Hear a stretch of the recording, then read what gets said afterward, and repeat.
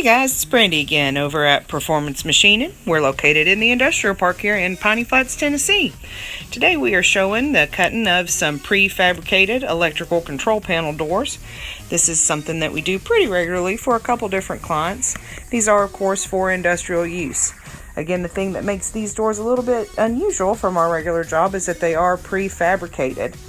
Material on this today is going to be 80 thousandths thick. It's powder coated steel. We can cut to accommodate any size of dial or gauge that the door might need to have.